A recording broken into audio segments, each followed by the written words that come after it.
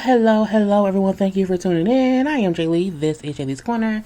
This is our review for Teen Mom 2 Season 10, Episode 17. The season finale is next week. Let's just get this done. But, you already know, like, comment, share, subscribe, all that goodness and whatnot. Let's just get into it. I did not even pull up the pictures of them people because we know who they is or whatever. So, first up, Chelsea, what is she doing? Not much of nothing. We see they in the car riding around and getting or whatever. The son watching and screaming and hollering like a little brat. Okay, because he wants some snacks. He wants some snacks right now. And even though they tell him no, he screams and screams and screams. And then they stop and get him something. That's why he screams, because he know y'all gonna give it to him. I'm like, look, I'm not going to tell her how to raise her kids because that's on her. But when you do that, it just makes them repeat the same behavior. That's that entitlement shit I don't be liking or whatever. Anyway, both Cole and Chelsea both say, we do not care that we give in to our kids. Let them have it. It will make them stop screaming. If you will stop giving them what they want, they will realize that screaming won't get it. You have to show them consequences. This girl...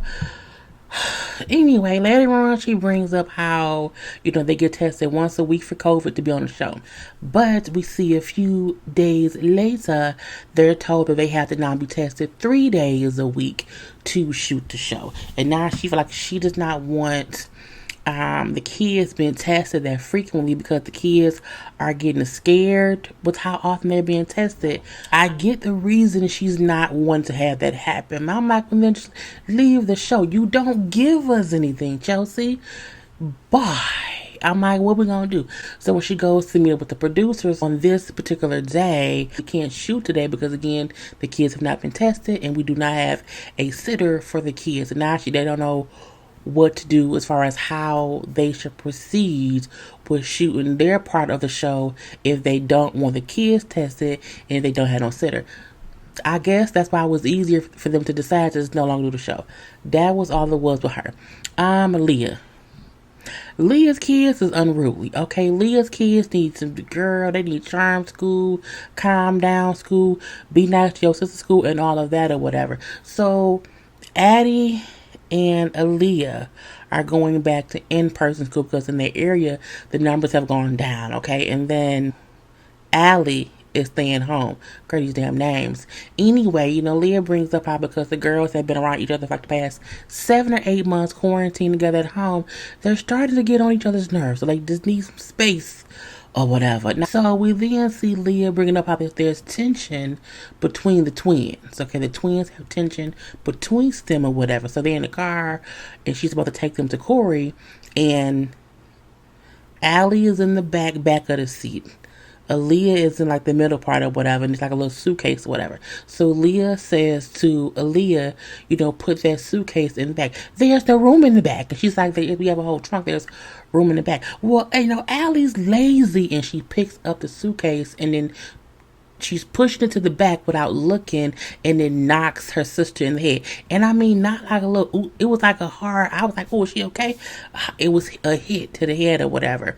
And then Allie pushes the suitcase back because it just hit her in the head, and then the suitcase then hits the dog. She hit the dog. I'm looking like, you hit her, little girl. And Leah said, no, she pushed it back because you hit her in the head or whatever. At this point in time, Allie's in the back seat, kind of sad because, again, you calling me lazy, but Mama didn't even ask me to put it back because she told you to do it. So what you mad at me for? How you gonna call me lazy? And then Aaliyah's upset, like, well, I didn't even, I didn't mean to hit her. And Leah was like, yeah, but you weren't paying attention, and you have to pay attention. You can't keep calling her lazy. She is tired more than you do. And it's weird to me that Aaliyah feels like Allie is lazy when she know Allie has a disorder. That's the part that confuses me or whatever. Anyway, Leah raises her voice as she should because she's their mother. But again, that makes the girl sad or whatever. And then here she go apologizing. Why are you apologizing to your daughter who hit the other girl in the head because she was being a brat and she was up? These parents. It's like Leah to me tries to deal with her kids as if they're friends. She wants them to like her. And I'm not saying that that's wrong, but there's no authority figure in her household. You can tell by how they talk to her. Anyway, Leah brings up how Aliyah acts out because she does not understand Allie's disorder. And I'm like, that girl know her sister is disabled. She may not be able to medically explain what muscular dystrophy is. She may not be able to explain the disorder, but she is fully aware of her sister who uses a wheelchair and walks different and looks different and grows different. Like she physically looks different. And I feel like you can't tell me that them smart ass kids, they are very intelligent children. You can't tell me that one daughter don't know. Okay, she may want to act like she don't know. She want to act like she don't understand, but ain't no way in hell that you were raised with your sister who was disabled and you don't understand it. Usually the person who understands it the most are the ones who live it with you. I feel like Aaliyah is jealous of the attention her sister gets. They had addressed it a couple of seasons ago and they had put her in therapy. Put her ass back in therapy, because again, you do not want her to keep growing up feeling that jealousy towards her sister, which then turns into anger and sassiness. Girl, it's just teen too much. And so when they drop him off to Corey, and you can see the one daughter don't want to give Leah a hug because she's mad. Well, get your ass in the car. And she told Corey what happened. Corey said, Leah needs to slow down her reactions, and she do. But y'all need to tell her about that stuff. And if you feel like she does not understand her sister's disorder, tell her about it as much as you can, because again, the people who understand your stuff the most are your siblings, and the fact that they're twins to me is weird that she does not fully understand her twins disorder, or at least her shortcomings. The sister, she needs a wheelchair. She physically gets tired. It's the weird, she's lazy. I'm like, no, Aaliyah being a little brat. Okay, I'm gonna leave that. That's a lot for Aaliyah's story or whatever. Anyway, on to Kel. Lincoln back in school. Okay, that's fine or whatever. Kill all nerves about it. Okay, that's fine or whatever. Lincoln was fine in school. It was what it was. Okay, so we then see that she and V are doing a photo shoots for their podcast they have called No Drama Baby Mama, whatever, and they have all the kids in the photos. And so at the same time as that is happening, the episode when Kel said that Javi tried to fuck her in that Wawa parking lot or whatever has aired. So he's pissed off. Javi's, texting her, whatever. He's mad about what she said. And she realizes, oh shit, like I'm about to get attacked. And then V then said, why would you get attacked if you were just telling the truth? And she said, because I'm going to look messy and petty, like I'm being bitter. But you were. And you admitted later on that you should not have said that. It was unfair to Lauren, okay? And I feel like V trying to make it seem as if, oh, it's okay if you told a secret that happened. Yeah, but V, the thing is, she did it to be petty and messy because Javi would not change pickup towns or whatever it was or whatnot. It was like she was being the messiest and the pettiest. She may not be bitter as if she wants him back, but she was being bitter in the way of, I'm going to get you back for pissing me off, is what it was or whatever. And Kel admits, like, Lauren is probably a great person or whatever, and she did not deserve that. She didn't. And Kel online did get railroaded, but so did Ivy. They both caught it both ways. The reason I think that Kel caught it more was because people, even me, I felt like you must have been entertaining him enough for him to even approach you to fuck you. Like, Joe don't approach you to fuck you. Because ain't shit up. People who approach you to fuck you does that because that's y'all rapport with each other. Y'all be fucking, okay? And I think that's why it was the whole thing. And so we then see her having to drop Lincoln off at Ivy's house, and she's like, he's gonna be pissed. I just know he's gonna be pissed. And then she says, like, okay, he's pissed. I saw Lauren at the house or whatever, and I know she looks pissed. And then when she leaves, she said Lauren was saying something about talking to her, and so when she pulls out, this is not good. This is not good. This is not okay. I'm done filming for the day. I need y'all to come. I'm done filming for the day or whatever. And they say, okay, we're gonna come and take out the cameras or whatever. She's in rushing production to get to wherever she is to get out the cameras. And I feel like you are on a whole reality show. You were on the show when you said what you said about Javi. Why now all of a sudden you don't want to film? You've been boring all fucking season. I really dislike the fact that they allow these women to pick and choose when they film. If this is reality, it should be that. If you're filming that day, you should film. Unless somebody's dying, you know what I'm saying? It should be filmed. You cannot want to hide this. And that's what aggravates me about Teen Mom. They give the moms too much power as far as the footage. As far as what they get, it'd be boring. Her segment was literally about taking Lincoln to school and picking him up. And the minute you finna have whatever's going on between Javi, you and Lauren, oh, now you don't want to film anymore. Girl, the fuck, but I hope you can get paid for that damn day. Anyway, Jade. So Sean has moved out. He's now staying in an extended stay motel. He pays weekly. I'm like, if he don't work, how is he paying the bills? Like, where does he get money from? Is he a drug dealer? I don't know. Anyway, her mom has been helping with the baby since Shauna's gone or whatever. Now, she's talking to her friend or whatever, bringing up how, Chloe is so young. She doesn't get that daddy's gone, moved out or whatever. Like, she doesn't get what's going on, so it's kind of good right now. So, it doesn't kind of mess up her routine or whatever.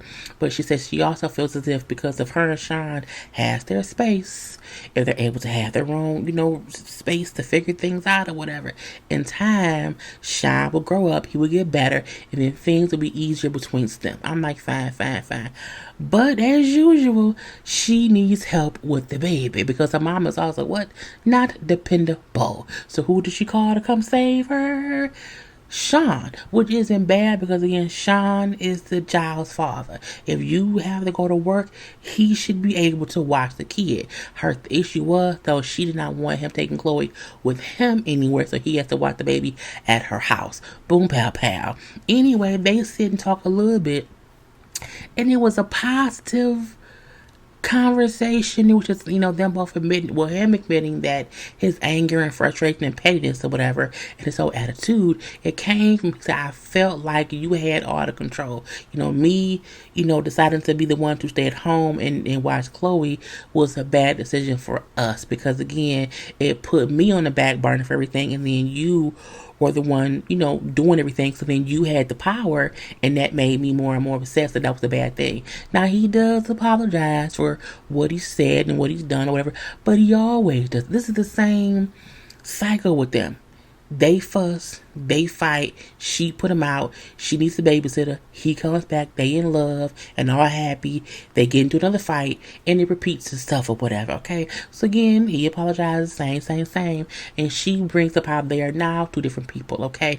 And he brings up how it was hard because we did not used to be this way. Well, y'all been this way ever since we seen y'all, and I feel like that's because this is when the baby came. Everybody say, when you have a kid, it changes you, and maybe it changed them, but all we've ever seen is the same exact cycle. So she brings up how I think us having our own space and being able to, do whatever, it would help us not fight. I don't want to fight with you. I want us to get along for our daughter. We later see her talking to a friend, and she brings up how, Sean's been getting better. He's growing a little bit. I'm just like, has it been, a week? How long has it been since he's grown?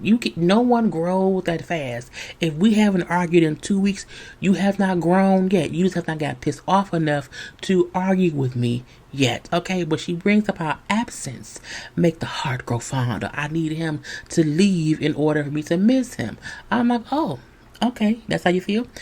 She wants him to go away so she can, love him a little bit more. We then see that Sean was supposed to watch Chloe. She had to go to work. Sean showed up late. When Sean gets there, he gets pissed off. She does not want to fuss about it. He gets pissed off and he busts out her window in the house. So she's pissed. He came here late, and he wanted to talk about it or whatever, and I didn't care, and we was arguing or whatnot, and then because I would not fully talk to him, he bust out the window, so I then was like, I'm gonna call the police. He said it don't matter because he won't be here because he then left. And so she was then upset because the police did not come out immediately. I don't know why I said the word that way. I know it's immediately. Anyway, but the police did not come out immediately to, I guess, write a report. Jade needs to stop dealing with Sean in a relationship way. You know what I'm saying? I feel like she needs to get a restraining order. She needs to go to court to get some court visitations for him and Chloe and have them be supervised because, again, he has a temper. And she needs to stop allowing him free reign in her life.